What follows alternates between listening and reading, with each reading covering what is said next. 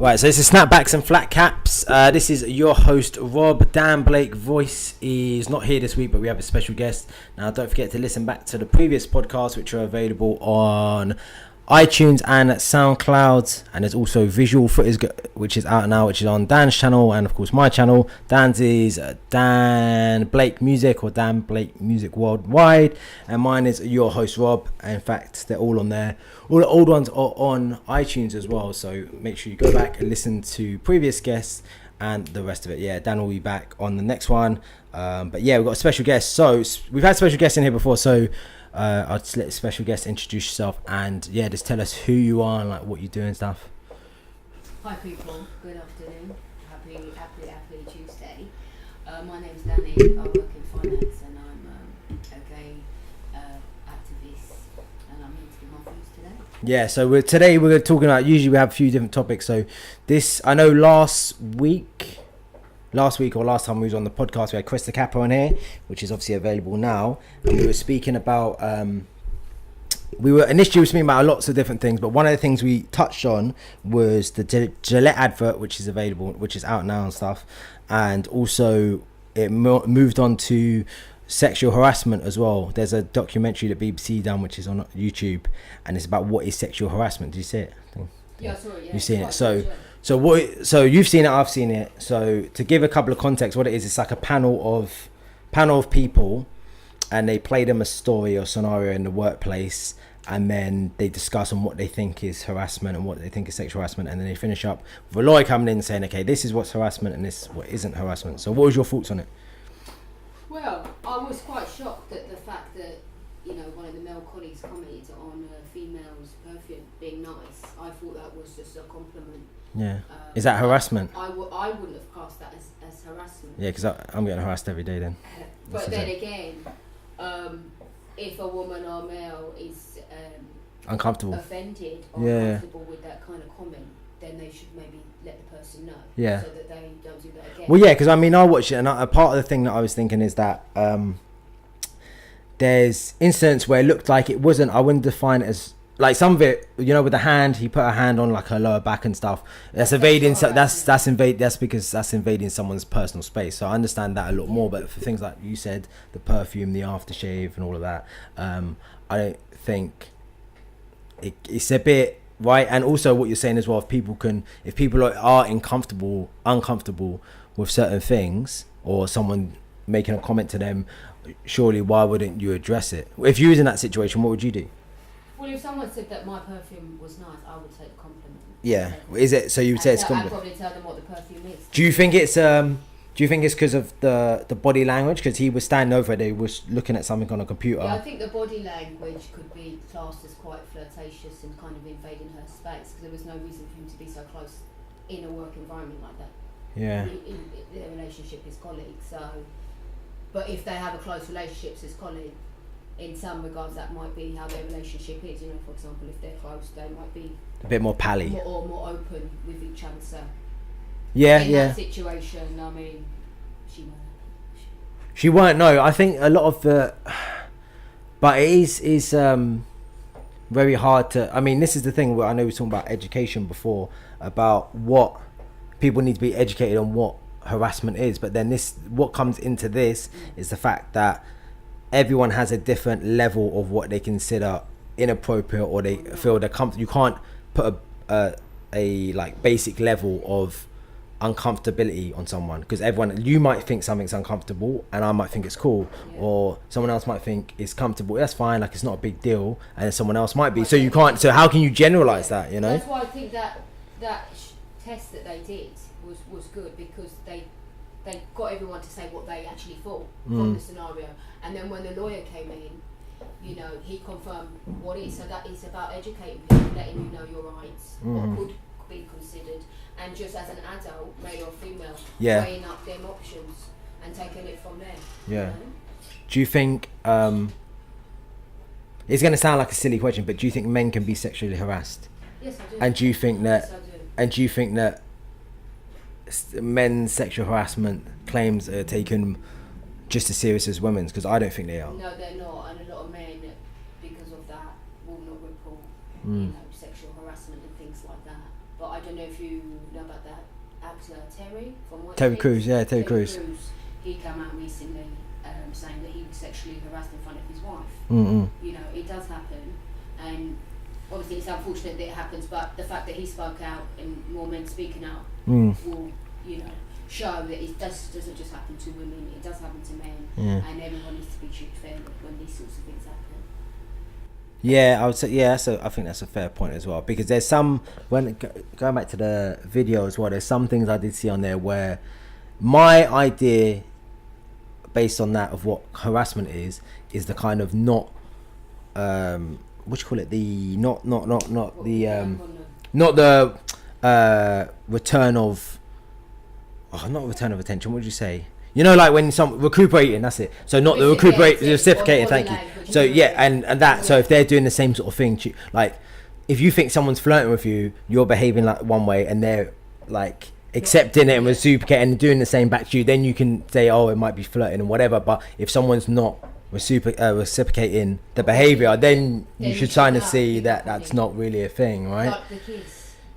Yeah, that was so there's a point, just for some context. He got in a cab with her, and he said that, oh, he'll just ride along with her and then get another cab or take the cab on. I think he initially said he'll take the cab on, but what he actually did is he got out of the cab and he like started walking with her to her house, which wasn't invited. There was no, to me it was quite clear that she wasn't interested based on her behavior. But my thing is as well is that you need to understand that some people don't have the level of social intelligence to read the signals, so you do have to factor that in. That's not making it right or wrong, but it's just something as another perspective, isn't that's why, again, the more things that come out like this education, people will know and be aware.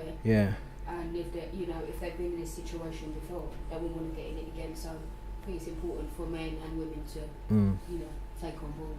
And a kind of consent thing as well. It's more, because it's a, you know, as Heady One says, it's a sticky one still, because there's situations. If someone's put in a situation, it's that the sort of situation you could be put in sends a certain level of a message, and someone might interpret that message in a certain way. But I'm saying if you don't put yourself in a situation where you have to make that choice or make something which is going to be difficult. Like, I'll give you an example. I'm just speaking generally, but I know like years ago they had that thing with Mike Tyson, and Mike Tyson was accused of being a rapist and ultimately went to jail. Now, from my understanding of that is that he was talking to a girl earlier in the day, they were speaking and all the rest of it, and he was in his hotel and he invited her to his hotel room at 2 a.m, and that's allegedly where that happened and all the rest of it. Now, I personally believe that he didn't do it, but that's just my personal opinion. But I do think that in that situation alone, I think that that's probably not the safest thing to do as a man or as a woman. Go to someone's room late at night, early morning with someone you don't really know. You know, you don't know what could go on. You don't know what they're about, what they're like. But I suppose that fame goes into it as well. Yeah, it does, yeah.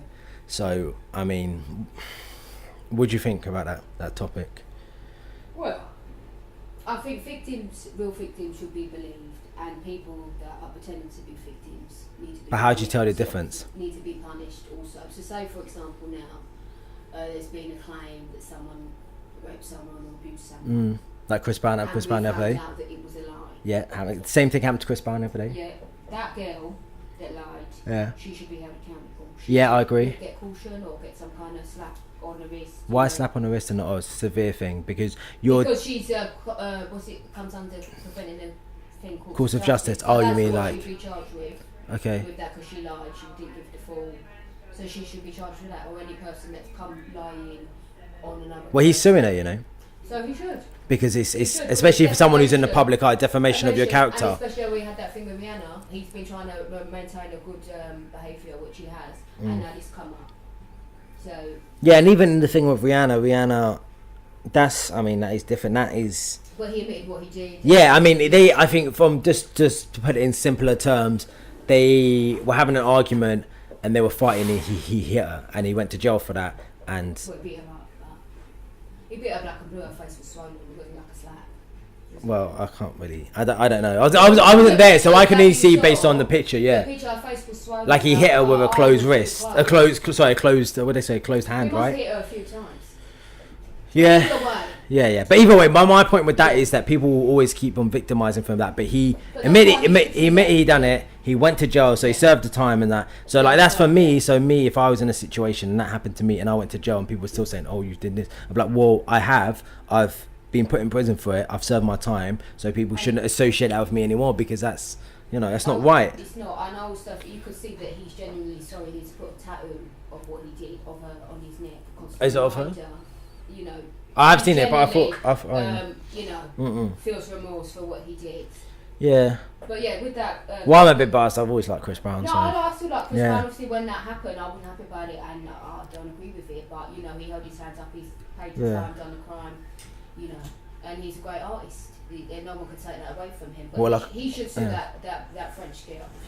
She's French. I think it happened in France. I don't know if she was French, but it's funny you say about great artists. So, what's happening at the moment is like R. Kelly. We all like most people. Yeah, most people know about the Surviving R. Kelly documentary, right? Now,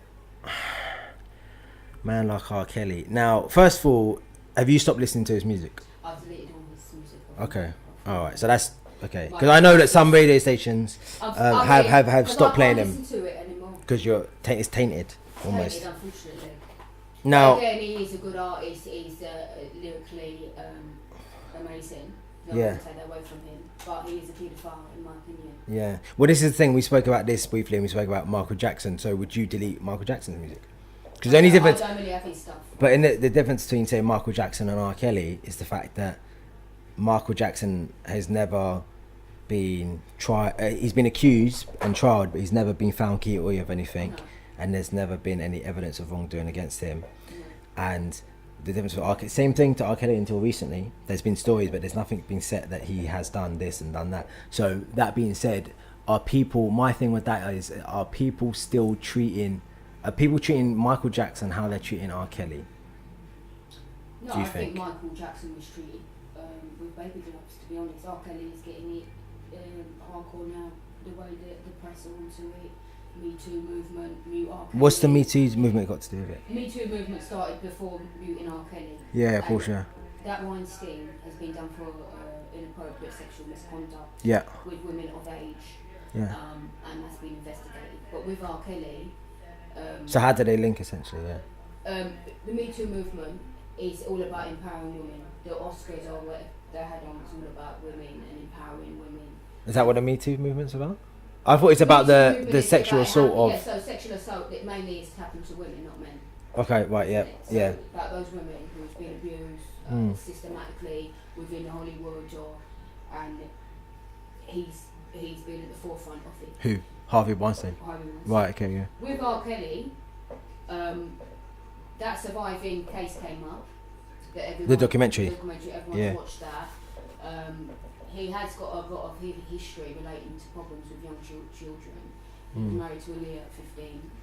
He forged the wedding thing was forged to say that she was 18 when she wasn't. Yeah. That was annulled. So he obviously likes young females, which he's admitted. And there's nothing wrong with liking young people, but if you're liking people that are not of age, then you're classed as a paedophile. Yeah. Everything that he's been accused of has to do with child pornography. He video records all his sexuality. He likes to do with women. He likes to have threesomes. He's been known for being bisexual as well. I don't know.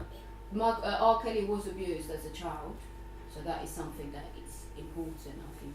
And a lot of people are trying to make an excuse the fact that he was sexually abused by his sister and family members, that would have had an impact on him. And of course that would have had an impact on him and how he sees sex and hypersexualised. But what do you think? Do you think that he's an innocent man in regards to this? I mean, there's a lot of evidence against him. There's been stories for years about him, and I feel like it doesn't look good. But you can't. say until he's found guilty, you can't say, oh, he's definitely guilty. But the evidence suggests otherwise. Everyone knows that. But in the court of law, I watched documentary. Yeah, documentary took me a few days to get through. It was very intense, and I feel like. But the thing I didn't understand about certain aspects of it, yeah, is that there's. I can't remember the girl's name, but there's one girl, and I think her parents were speaking about it. Maybe the Jocelyn girl, I think. Yeah, she's of age. Is that the one who started and she was 17 and that? Jocelyn's the one that's still with R.Kelly at the moment, and there's another girl called Alicia or something, and them two are both his girlfriends. He has two girlfriends, and they came to the court case. Yeah, but that was it. But my thing is that there was a bit on there, and their parents were talking about it, and I think there seems to be a theme occurring, and part of the theme was, and this is some with the young girls as well, is that the young girls could sing, and they were either introduced to him or he spoke with them or whatever, and he suggested that that he could help them out, and I think even parents were involved saying, he could help us out and get all the rest of it, right? And at times the parents were with them and they were going to the studio or wherever they were going to, and then other times they were not, and they've gone by themselves with the parents' knowledge or without the parents' knowledge. It varies, depends on the situation, right? They was dropping her off at the studio with that sparkles.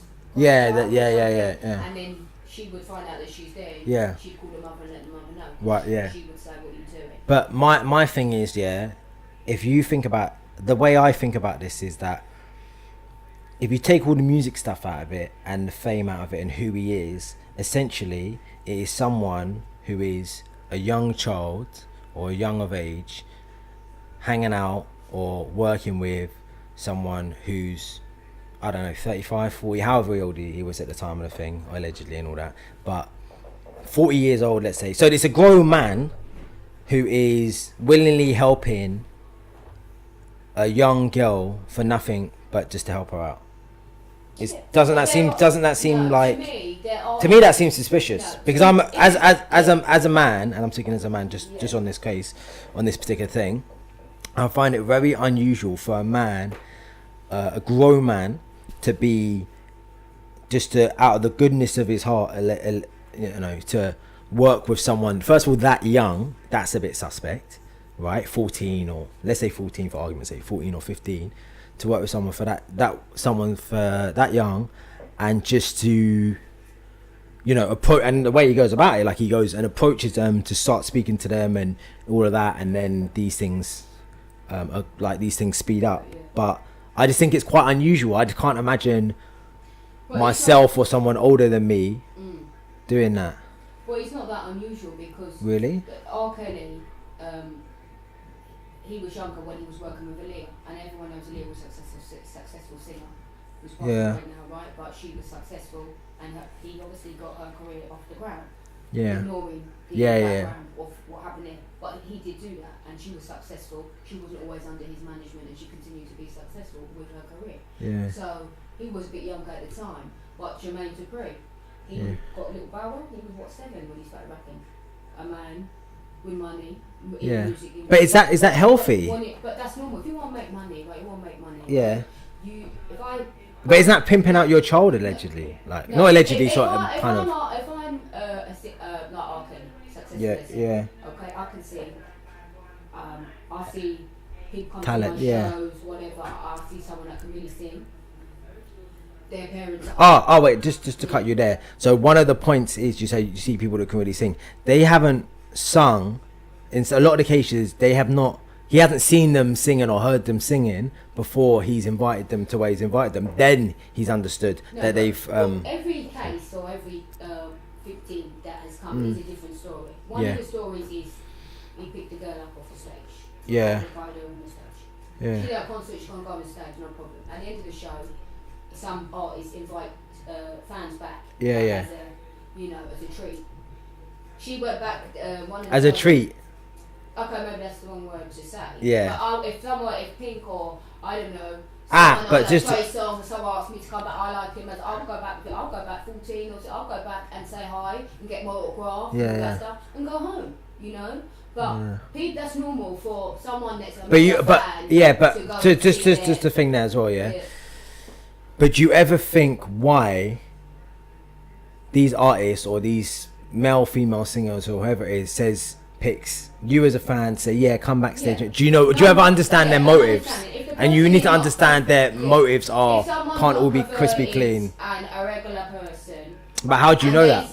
How can you understand that? And that's why it all comes down to trust. But if I had a child and an artist that didn't have all this history and everything, and my child could sing, and they're offering us the opportunity. But why? But why are they offering you the opportunity? Because people aren't like that. Continue making money, right? So yeah. if you're a regular guy, we're regular people, yeah. right? Okay. So if you can make more money for yourself, and pick up your name, he's an egotistical person. Yeah. R.Kelly, yeah. Loves his ego, Yeah. Camera. So he gets this girl, she could sing, makes no money for him like Leah, right? Yeah. But one thing, he's gonna get praised for that. Okay? Then he can go and feature on and financial gain. Then other people might want to work with him. Then he could create a girl band. This is a money making thing. So most people that see a young girl or a young boy and think, they're good looking girl or they look nice looking. Because looks sell, money sells, and sex sells. We all know this. So and music sells. So if you can get someone that has all them things, you're gonna the benefit of that would be they're gonna make money from that. They're gonna get all the gratification for getting that person. Right. So so essentially what you're saying. Also, what you're saying there is that what they're doing is to benefit them. Yes. Okay. In certain sense, but in the regard, this is a regular guy that's got no like Jermaine Dupri, yeah. Bill Bow, successful career. Jermaine Dupri. But then he's never been accused of. Yeah, but then as a around with him or girl or but I mean there's also you think, like you said, I know talking about Bow was 7 or however old he was, but as a parent you need to, I think what part of the problem is that some of these parents are thinking, they can give him this level of life and this opportunity, that's great, he should be involved with it, which I agree with to a degree, but then they kind of just offload them with them and some obviously don't shadow their kids and be with their kids in environments which is going to be new to them, and pressure is going to be new to them, and it's almost living through them. Another thing they said that R.Kelly would do, he would say that we have a woman that will always be like she's like there. I remember that. Mental, and she will always be here. So obviously the parents that weren't as protective of their children would be a bit more slapdash. They probably feel a lot of regret. And about not being as vigilant, but a victim is a victim. And if that happened to them, it happened. I know, but also just on that, but I don't understand, just because someone can offer you opportunity and all these kind of things, it doesn't mean you should just automatically trust them. But I feel like these people think that he can do this for them, so trust and other things, morals kind of aren't as important because the good outweighs the bad, essentially, or what they could bring. But I just think that's not safe for children. If you want to do that for yourself and whatever, then that's something different. But for young children, you need to just be a bit more.